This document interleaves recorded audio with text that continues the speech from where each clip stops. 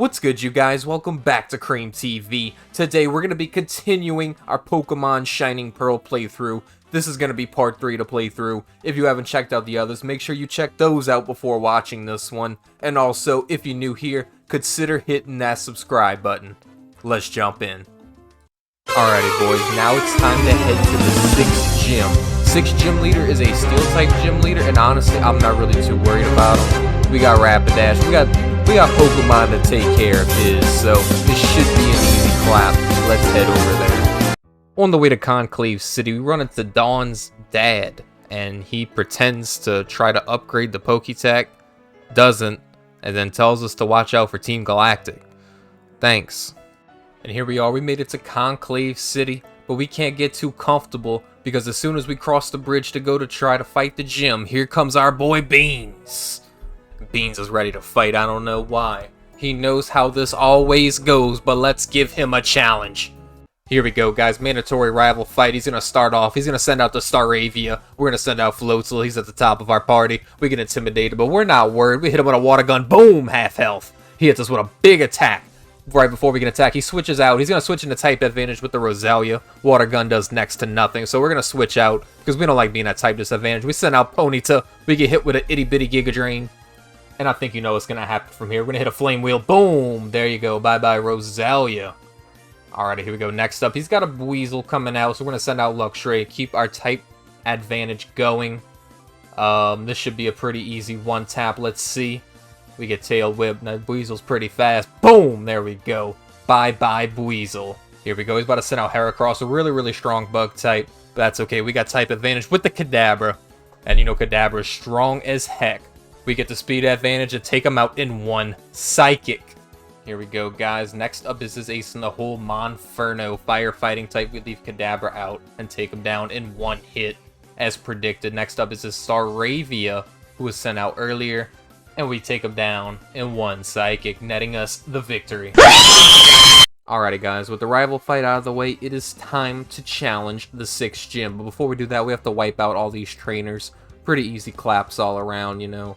We got Rapidash, we got Floatzel, we got Torterra. We have all the tools we need to succeed. So let's steamroll over these trainers, get some extra levels, and then take on the leader. Here we go guys, Gym Leader Byron, just like that TikTok meme. He's actually revealed to be Rourke's dad, which I actually forgot about.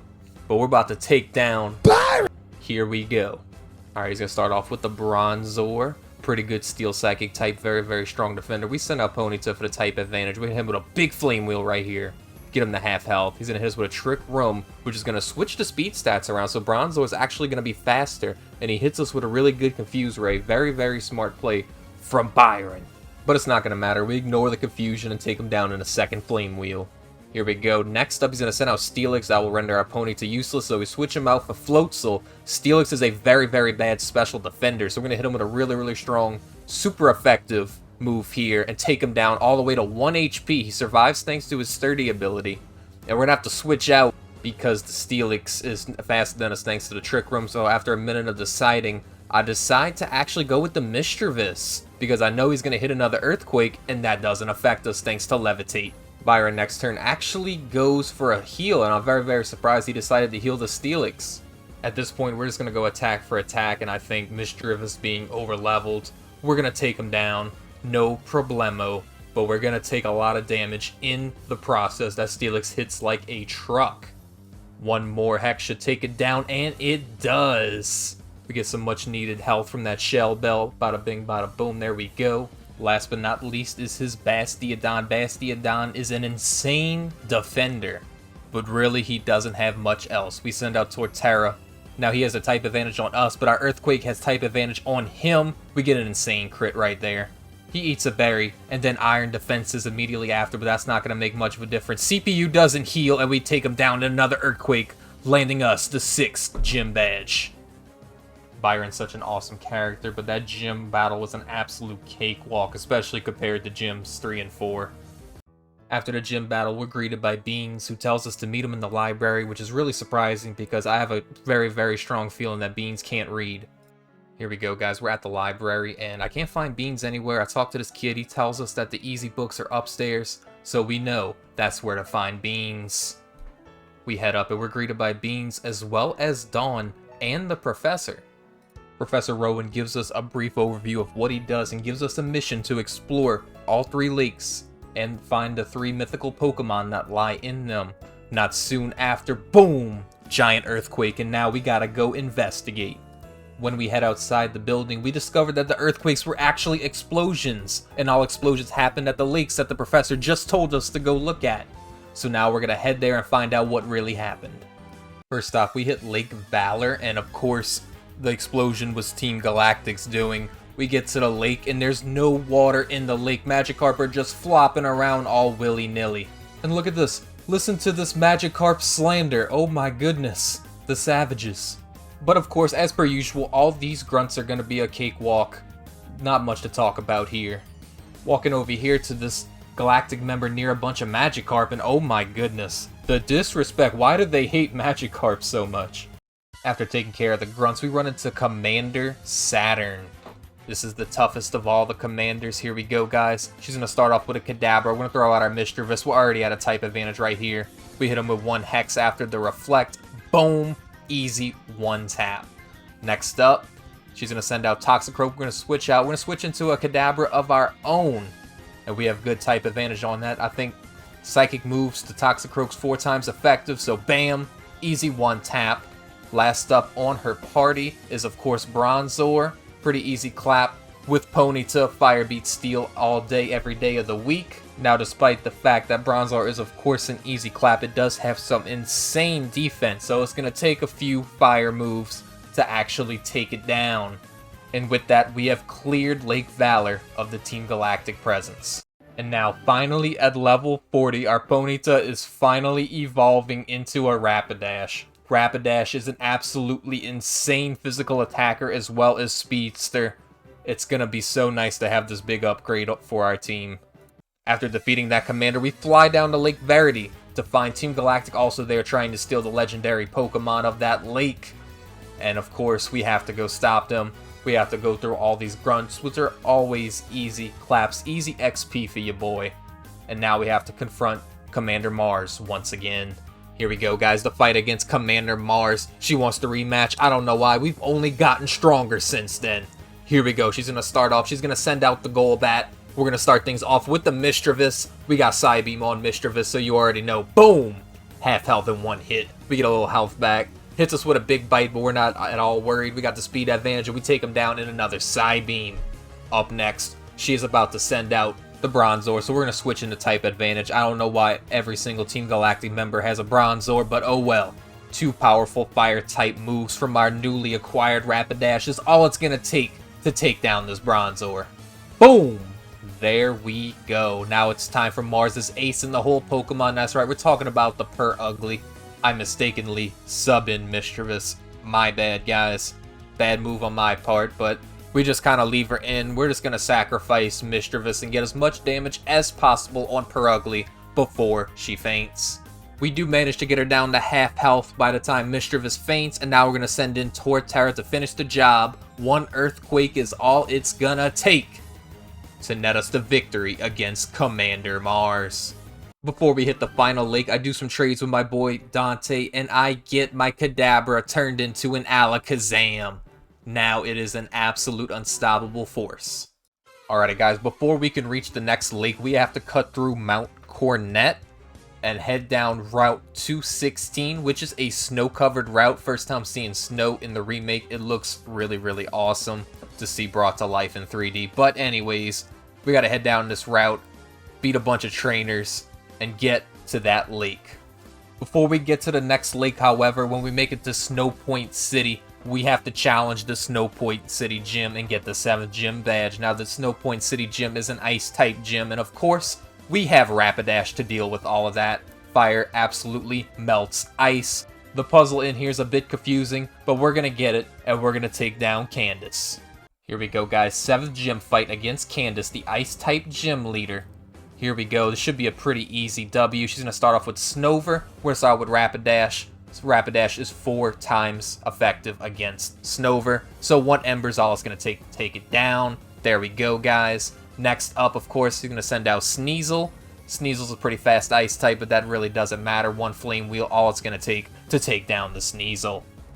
Next up, a bit of a surprise, she's going to send out Medicham, a fighting psychic type, so we're going to switch out and we're going to put in Mischievous. Mischievous, ghost type, is super effective against it. It's going to bulk up, but that's not going to make much of a difference. We're going to hit it with one Shadow Ball. Boom. Last but not least is, of course, her star Pokemon, Abomasnow. Abomasnow's the evolved form of Snover, ice and grass type. That means it's 4 times weak to fire. We send out Rapidash, and I think you know what's going to happen. One Flame Wheel is all it's going to take her down. And now we have the 7th gym badge under our belt.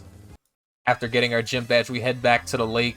Beans is confronting Commander Jupiter, but he is too late. They have already stolen the legendary Pokemon. Beans is beating himself up for being too weak and too slow. But that's okay, because we are going to go out and fix this problem. We head back to Veilstone City to go to Team Galactic HQ. Realize a grunt drops a storage key so we can get in through the back entrance. In the back entrance, we find a Dust Stone, which is what we need to evolve our Mischievous into a Miss Magius. Here we go. I wasted no time popping that Dust Stone into Mischievous, and now she's going to be a Miss Magius. Miss Magius is just a better version of Mischievous in almost every way. And now our team is fully evolved. And with that out of the way, now it's time to sneak in through the Team Galactic HQ through the basement and clap all of these grunts and scientists along the way. There's a whole lot of them in here. We're fighting a lot of battles. Let's just skip ahead to where we encounter Cyrus. Here we go. At the heart of the Team Galactic HQ base, we run into Cyrus. He explains his crazy plan and how he wants to stop emotions and humans and all that crap. We're not worried about that. We're ready to fight Cyrus. Here we go. He starts off with his signature Murkrow. We send out Luxray off rip. Intimidate, lowering his attack. We take him down in just one spark. Next up for Cyrus, he's about to send out his Golbat. And we're going to leave Luxray in. I make the mistake of using Volt Switch, thinking it would one-tap, but it didn't. It only takes him down to red health. And we have to withdraw. We just throw out Rapidash. And it's just going to hit us with a little Screech. And I mean, at this point, we're just going to hit it with 2 fire attacks. And then it will be down for the count. Bam! Last up is his Sneasel, and we're just going to leave Rapidash in. One Flame Wheel is all it's going to take down his Sneasel and win the fight. From here, Cyrus says it doesn't matter that we beat him now because he already has what he needs. He gives us the Master Ball for whatever reason, gives us permission to free the legendaries. As we're about to do so, however, we run into Commander Saturn once again, and she wants to fight. I don't know why, we literally just beat her, but now we have to beat her again, so here we go. Starting with a Kadabra, she sets up a Reflect for her team, but that's not going to matter. One bite is all it's going to take down the Kadabra. Next up, of course, she's sending out Bronzor. And we leave Luxray in because it has Bite, and that's super effective against it, so we're just going to keep biting it until we take it down. But that is not the case because Saturn decides to withdraw her Bronzor and send out her Toxicroak. Now we're at a bit of a disadvantage with Luxray, so we're going to hit him with a Volt Switch and switch out into a better situation. We send out Miss Magius, who gets poisoned off rip right when she comes in, but that's okay. We take it down in 1 Psybeam, and now it's going to send back out the Bronzor, and we're just going to hit it with 1 Shadow Ball to finish the job. Saturn admits defeat and tells us how to free the legendary, so we do, and then she gives us instructions on where to find Cyrus, so of course we're heading straight there. Now that we know where to go, we have to climb all the way to the tippity top of Mount Coronet to reach the Spear Pillar to see the finale of Team Galactic's plans. Of course, on the way, we're going to run into an absolute crap ton of wild Pokemon, Galactic grunts, the whole lot. So let's put an end to all of those so we can finally put a complete end to Cyrus's plans once and for all. Here we go, we finally made it to Spear Pillar. This looks so awesome in 3D. We gotta take care of these 2 clowns real quick. Pretty easy clap with the Floatzel Alakazam duo. Not much to talk about right here. Now time to see if Cyrus's plans actually come to fruition. He has the chain, he summons Palkia, who starts distorting the dimensions in the universe and whatever the heck's going on, but it looks pretty cool on screen. It all looks like it's gonna work out for Team Galactic, but not if we have anything to say about it. As we try to approach Cyrus, we're confronted by the other 2 commanders who want to fight. Beans comes in to help, and now we have a Team Galactic double battle. Here we go, guys. Here's the battle. Now, this battle went on for quite a long time. There's a lot of Pokemon and everyone's party. I mean, I really don't feel like commentating this one battle. It's not even that significant to the story. But just know, we won by a large landslide. Beans brought his A game, and that's really all there is to it. Easy clap. Now let's see what happens with Cyrus. With that taken care of, it looks like Cyrus has just about won. But that is not the case, because the Island Guardians return. Free Palkia from his chains. And now Palkia is out of Cyrus's control, which renders Cyrus's plans useless. He's very, very mad at us, and now he wants to fight once more. Here we go. Final boss fight against Cyrus. He's going to start out with his signature Haunch Crow. We send out Alakazam off rip. Bad type advantage for us, so we send out Luxray, get the Intimidate out. He hits us with a Nightshade for big damage, but we hit him with a Spark and take him down in one hit. Next up, he sends out the Gyarados, who intimidates us. We got the type advantage. We hit him with Volt Switch, thinking it would one-tap, but it doesn't, and now we have to switch Luxray from the battle. We send out the Torterra, because grass beats water, of course, and we actually take him down in one Razor Leaf, but not before taking a little bit of damage.